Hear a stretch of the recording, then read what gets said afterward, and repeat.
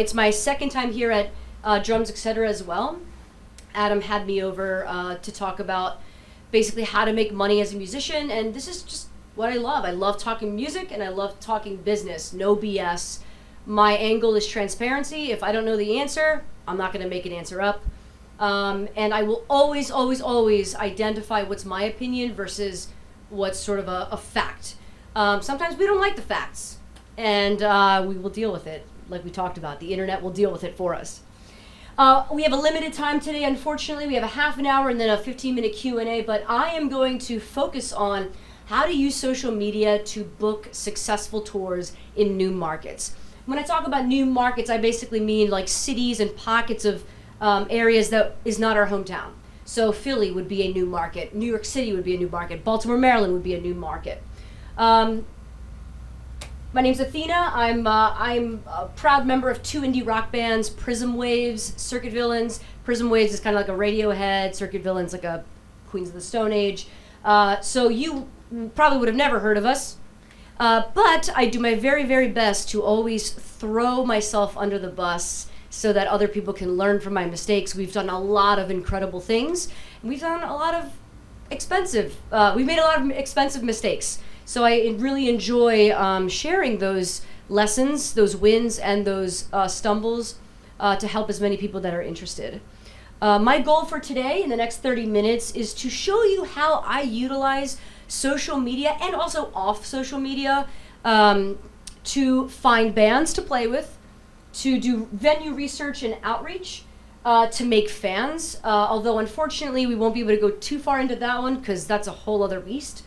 And then also to lightly touch on how we can also do proper research for press releases, coverage, anything like that. And if there's any questions that we have, just let me know and we'll get to it. The very first clarification that I like to make is social media is either blindly just committed to or it's blindly rejected. And I think both of those are wrong. And I think the operative word there is blindly. I think social media is such a fantastic, fundamentally imperative tool in today's world, but it cannot be and it should not be the only thing that we use. And there are so many great companies out there that, essentially, you pay them a monthly fee and they teach you how to run ads. And that's great. But if you don't have a proper understanding of your business, or you don't have good branding or powerful branding, it doesn't matter how much money you pour into advertising, it might not work. So my approach and the approach of what we do with Pop Riot is more of a holistic aerial view of what it means to own and run a business in the music industry. Tell me your name. Brent. Brent, I caught the tail end of Brent's talk, but he said that this is a business. This is absolutely a business.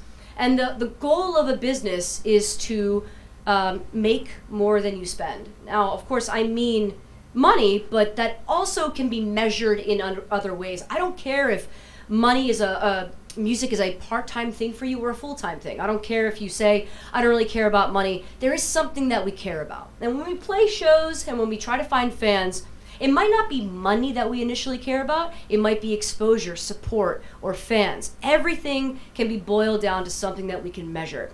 So when it comes to booking shows, embracing social media is going to give us access to more people.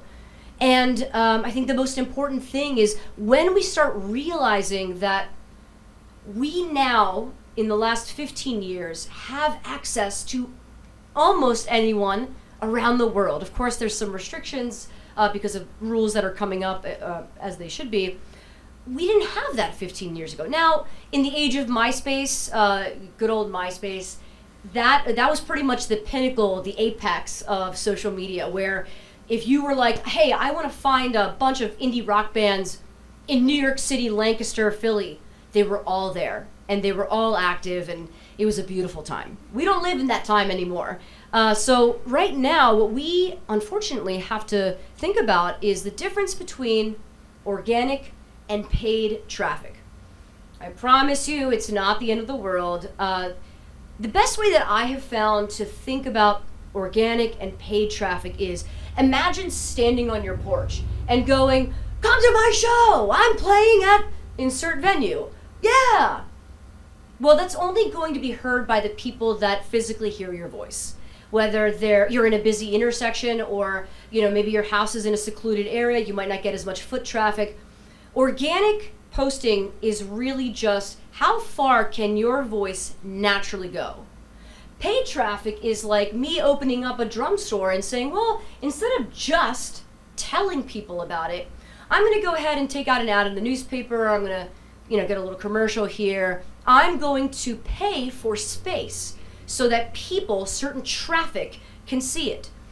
These two ways together can work to our advantage to book shows, to gain fans, and to get those fans to come to our shows. So again, just when you think about organic and paid, how far can your voice or message naturally carry versus how far can you make your message go? Today we are going to focus mostly on organic approaches. And the reason for that is I take social media advertising super seriously. There is so much information, and even though it can be boiled down to some very simple things, concepts, it is, in my opinion, too grand to do in like a little segment, but we'll touch on it. The booking process and subsequently how we're approaching booking with this social media in mind can be broken down into 3 categories, 3 steps: research, execution, follow-up. Research is an extremely vital part of the booking process. Whether we're talking about searching for bands, if you didn't know that I was from Baltimore and you wanted to play Baltimore, how are you going to find bands to play with, right? Unless you already have a fan base down there, we're assuming maybe you don't. How do you know which venue to play at? How are you going to determine what sized venue would be best as far as the perception of success? And we'll talk about that. Execution is about presenting powerful representations of your product to decision makers. So if you're hitting up a band that you really want to play with, they have a great pool in whatever city you're looking at, how are you going to send them a message? Is it going to be over Instagram DM? Is it going to be an email? What kind of information are you sending? How are you representing yourself? And then finally, follow-up. This is where a lot of people stumble. Follow up, send that extra message, thank them when they're done. It's such a simple concept, but like many things, simplicity is often neglected, and it's almost always the thing that is the make or break. And we're going to go through all 3 of these today. So as far as research is concerned, there are obviously many questions that we can ask ourselves. In a traditional band or solo artist setting, what type of show do you want to play? Is it at a traditional venue, like 3 bands you're rocking out? Is it DIY? Is it a house show? Is it at a coffee shop? It isn't a matter of good or bad or better or worse. It's just a matter of what type of fans do I want to acquire, right? Because all a potential audience has a personality. The person that goes to a coffee shop, even though they love music, you're thinking about them a little differently than you would someone who goes to a rock show, at Baltimore Soundstage. Do you want to hop on an already established show, or do you want to build one up from the ground up? Does anyone here play in any rock bands or any kind of band where you kind of lined up your own gigs? Cool. So it's a bit of work, right? You've got to think about who's going to play with you, can they draw, how does the venue feel about that? And the other question that you want to ask that a lot of people don't really think about is, how many people do you anticipate coming to the show, and how does that relate to the venue's capacity?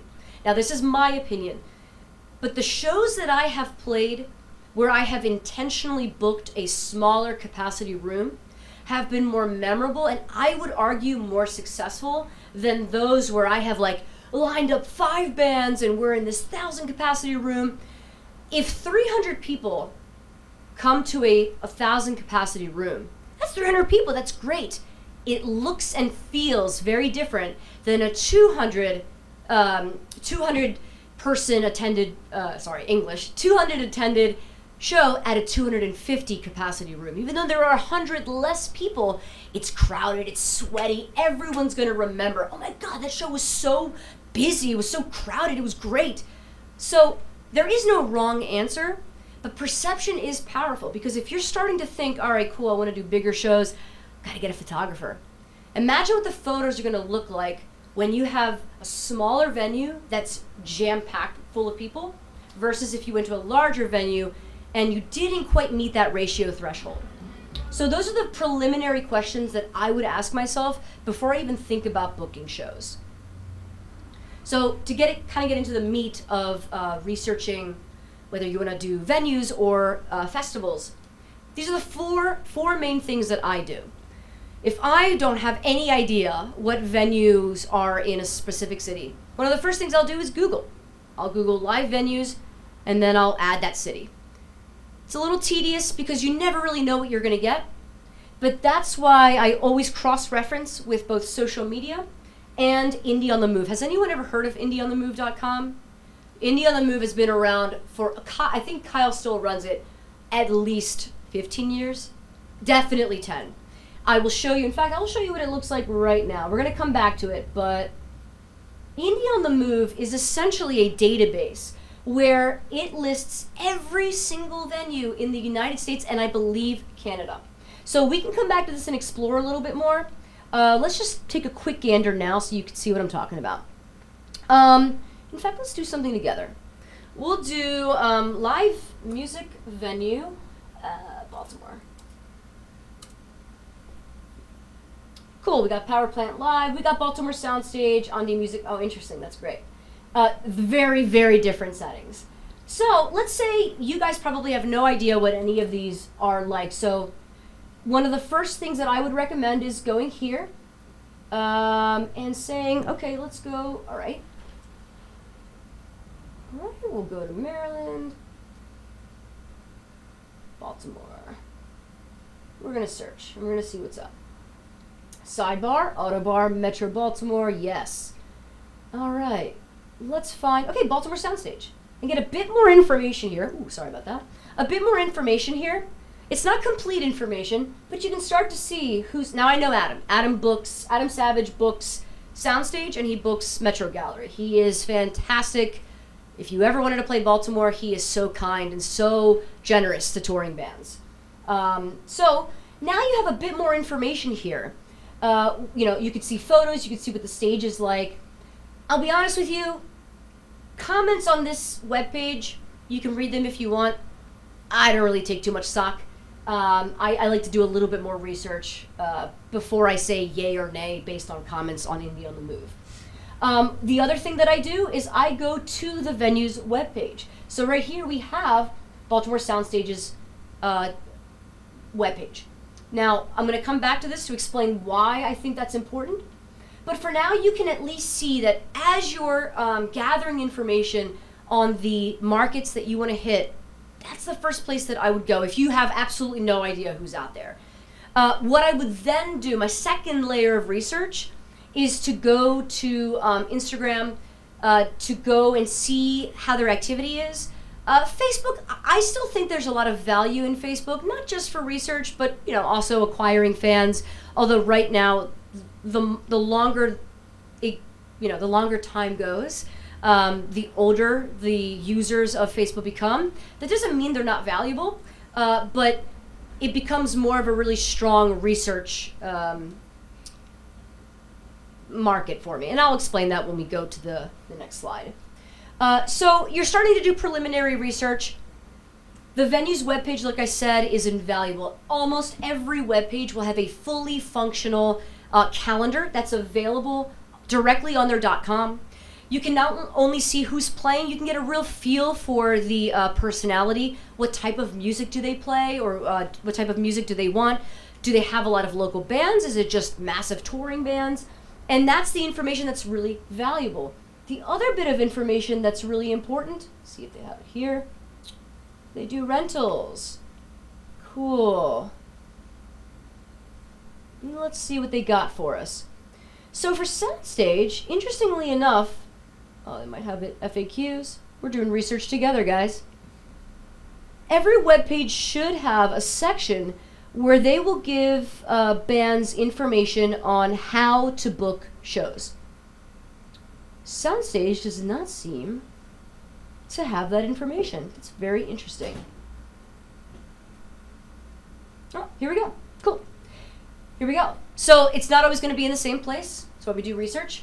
You'll see here, talent buyer booking. You'll see it both ways. Adam Savage, that's his email. Now, let's say you were also interested in playing Metro Gallery, which is a smaller venue. They just got a new webpage, which is fantastic. Let's see what their new webpage provides to any band that wants to play.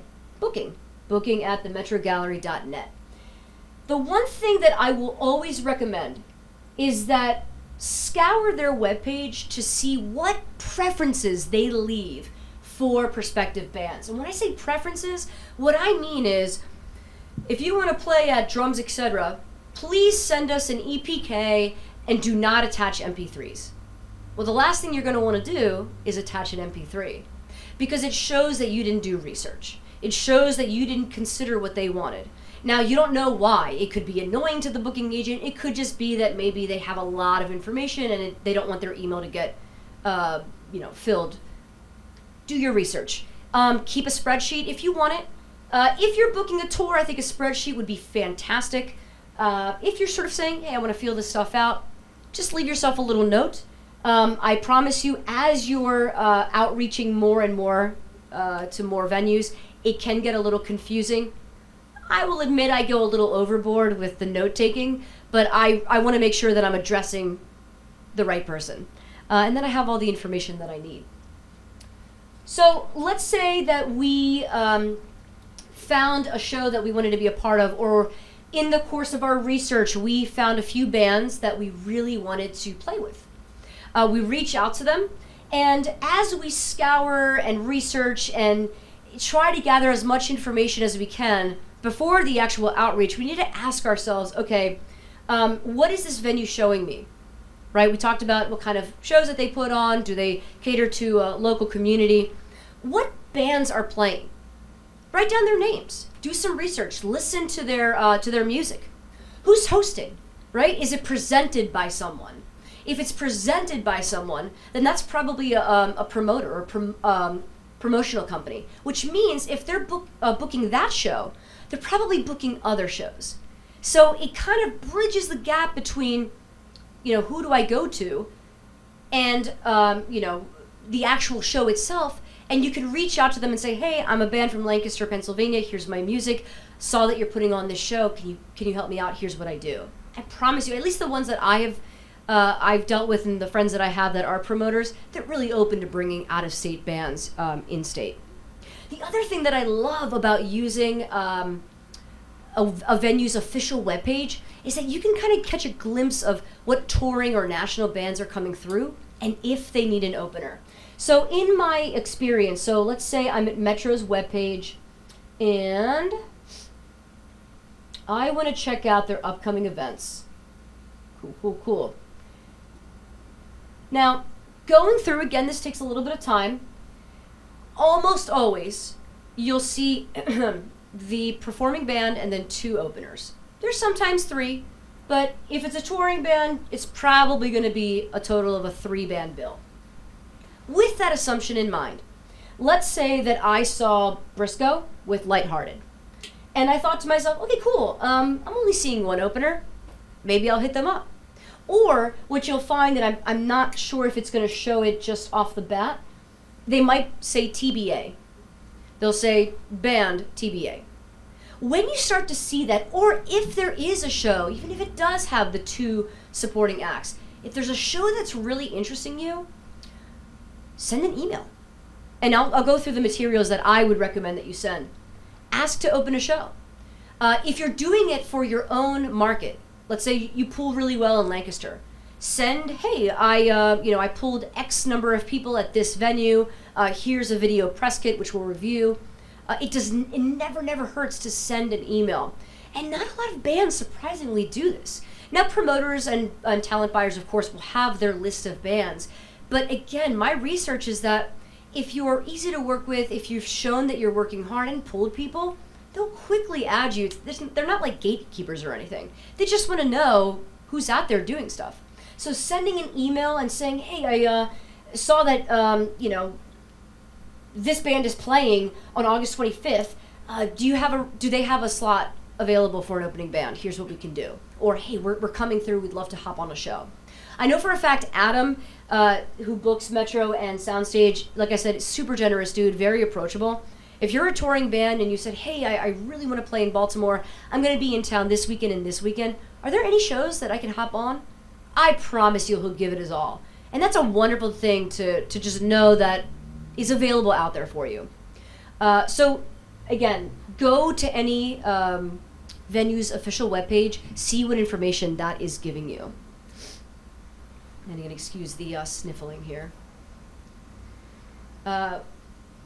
When you find a band that you like, this is a common mistake. I've made this mistake so many times. I recommend going to their social media. And the reason why, and not just one, but all of them. Go to their .com, go to their social media, go and see what's out there, because if you're playing a show with a band, whether it's in your market or a separate market, you're gonna wanna know a few things. Number one, ooh, my gosh, I'm so sorry.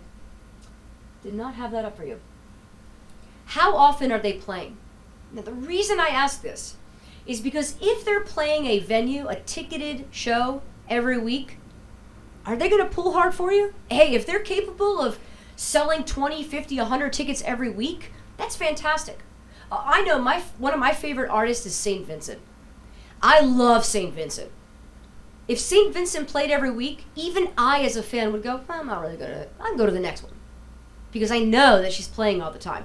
That same mentality is present when we play as local emerging artists and bands. That's why you should always kind of ask yourself, how often am I playing the same type of show? Same type of show meaning, is it like a festival and a ticketed venue show are not the same.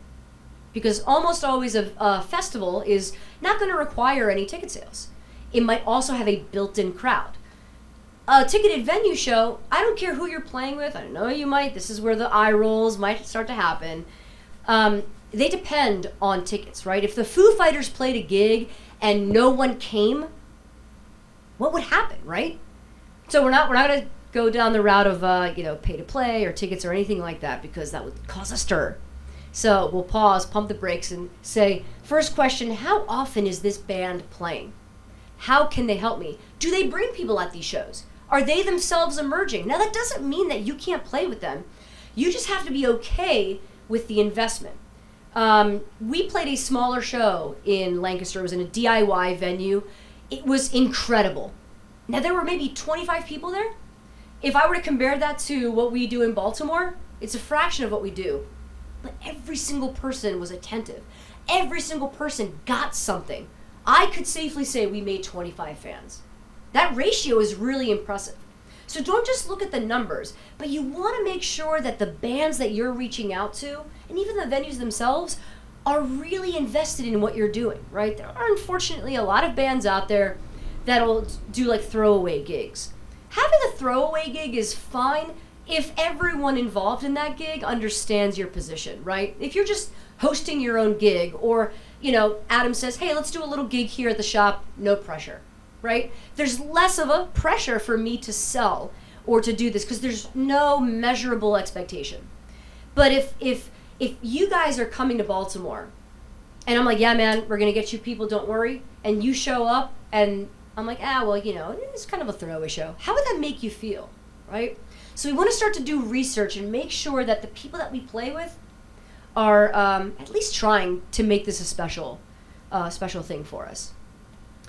Going back to social media, a different way that we can utilize social media is through their related pages functionality. So I'm going to go ahead and just make this a little bigger for us.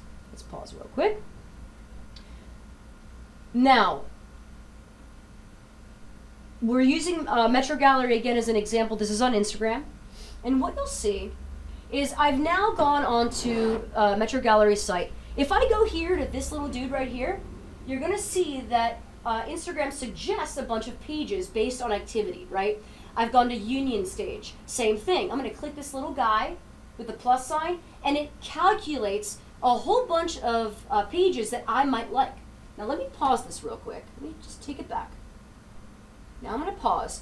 Now, just looking at this, we've got Capital Sound, we've got City Winery, we've got DC Art. I, as a non-DC resident, don't really know what they are. But they're interesting to me because they give me a bunch of information, right?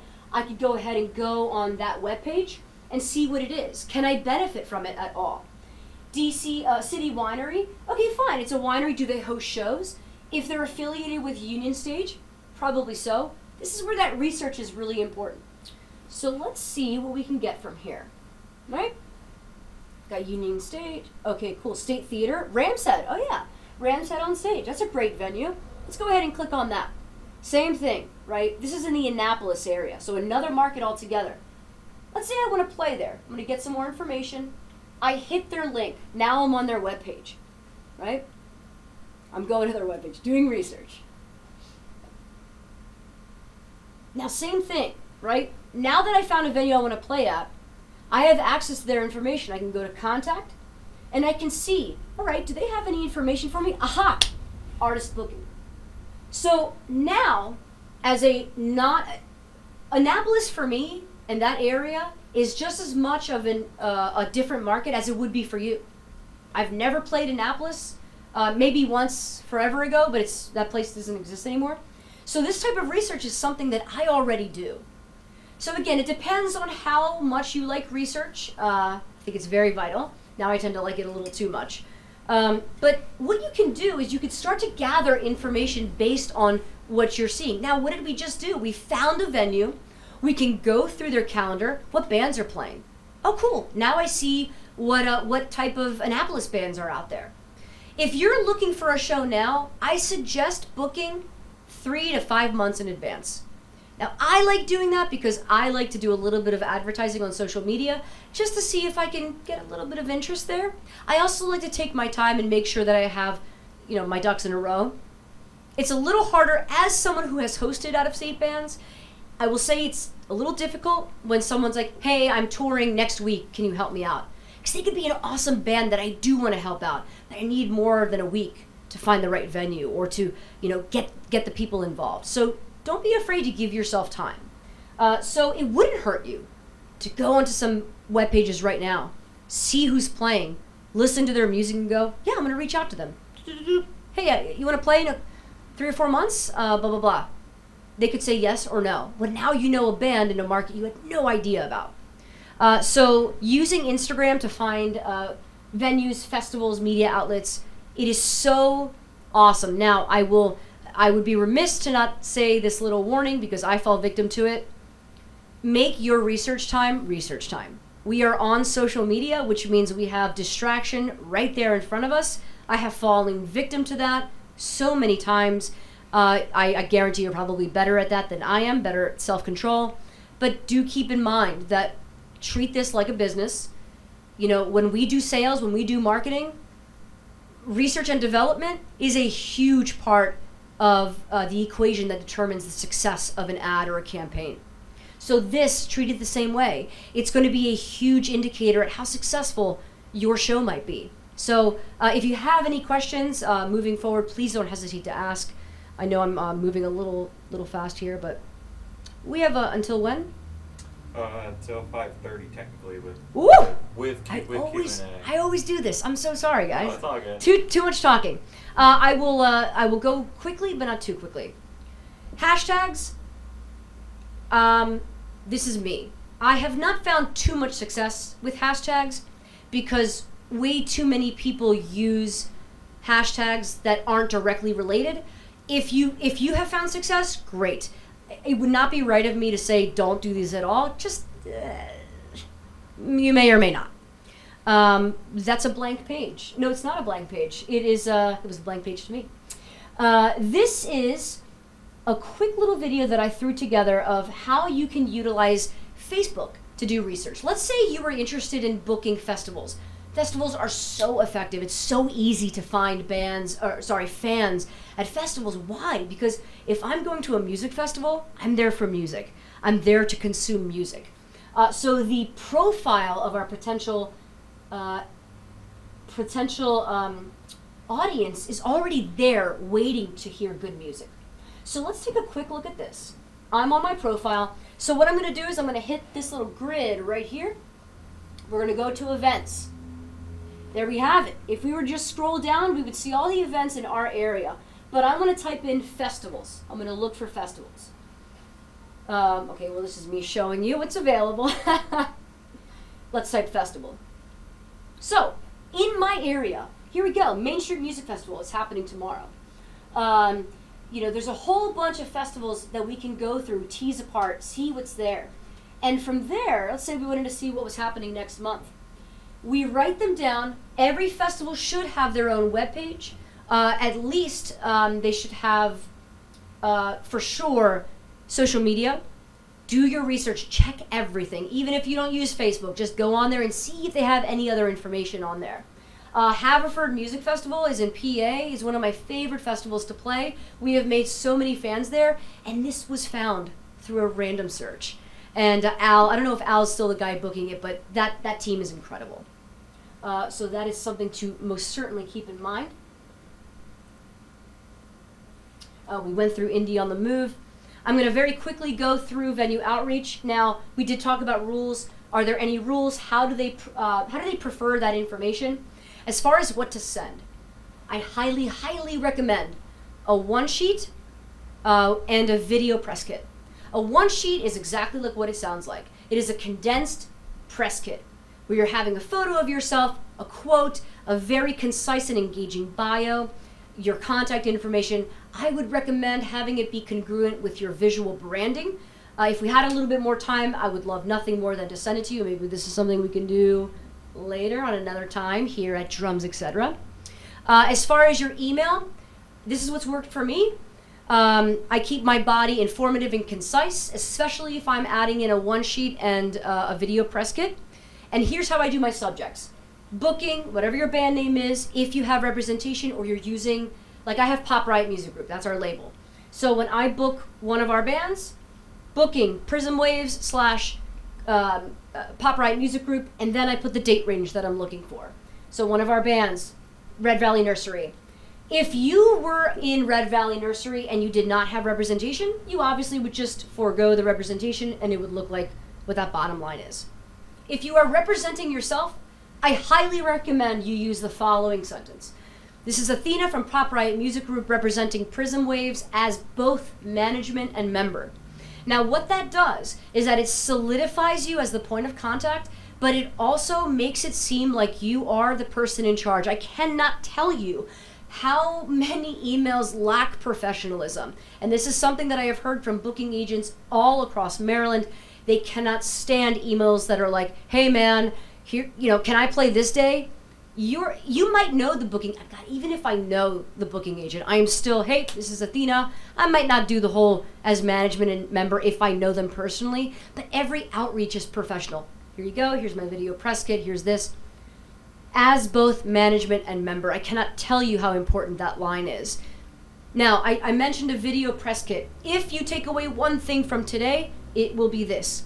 A video press kit is exactly what it sounds like. It is a video representation of what your band or project is capable of live. Now, I'm going to play you the one for Circuit Villains. And I will quickly go through and see what you see.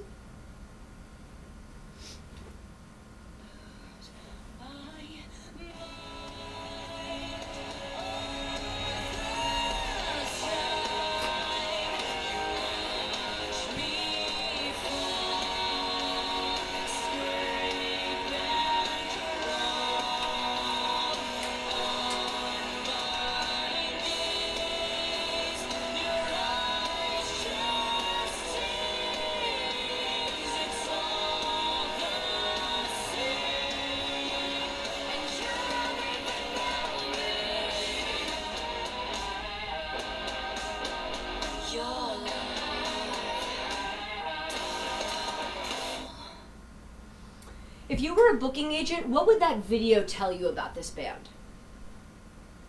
Draw a crowd. We draw a crowd. Be dynamic on stage. Dynamic on stage. One more. How many people the group is? Like, is it a one-person thing? Yeah. Yes. Exactly. Band. Exactly. Absolutely. It needs some space. Absolutely. So a video press kit does what the written word cannot do. It gives someone a glimpse of what's out there. Now, what's wonderful is that if this is your first show, you can actually stage a video press kit. You can say, hey guys, we are filming at a small place. We're going to bring people. We're going to capture the essence of our live show. It's not a lie to do that, right? Unless, of course, you're lying in your video. And the wonderful thing about a press kit is that you can curate it for whatever you're looking to do. If you have a really dynamic venue type of performance like this one versus a coffee shop style, you can merge them together. You can keep them separate because you might say, hey, we're going to do a little mini tour and I don't want to bother to send this one. We're going to send that one. It's so powerful to do that. And it makes it so that you don't have to add a lot of words for them to read. I cannot recommend a video press kit enough. If you have any questions on that one, no, not again. Please let me know. Please reach out. So press research, I'm not going to dive into that as much because we don't have too much time. Any type of coverage, if someone writes about you, it establishes credibility. You'll have some people that think, well, why would I run a press campaign? It's not gaining me fans. That's a legitimate perspective. My perspective is, within reason, I think a very dynamic press release campaign or a coverage campaign is powerful because if you can have someone write a review on your show, if someone Googles you, it just gives them another thing to read. And I think any documentation that isn't your own, like that isn't coming from your webpage, is establishing that legitimacy. So let's put a little asterisk there, and if we ever come back and talk about this again, we can certainly do that. If you're promising a band a show swap, make good on that. Don't say, hey, Adam, bring me to Lancaster, I'll bring you to Baltimore, and and then you don't hold up your end of the bargain. I've been on the receiving end of that bad deal, and it stinks. Everything should be professional, concise, do not lie. If you don't know anyone in a certain venue, don't say you do. I promise you that booking agents there are more incredibly generous and helpful booking agents than there are not. At least that's what I want to believe. Thankfully, that would be my experience. The ones that aren't probably just never responded to me. But just be honest. And when you go to a band and you're like, look, man, I don't know anyone here. I'm going to try my best to promote, but I will bring you to my hometown. That puts it on them to reach out to you. But please don't misrepresent yourself in a way that is dishonest. Should we pause? We can. I'm going to say that very quickly, using social media ads to gain fans is not only possible, it is encouraged.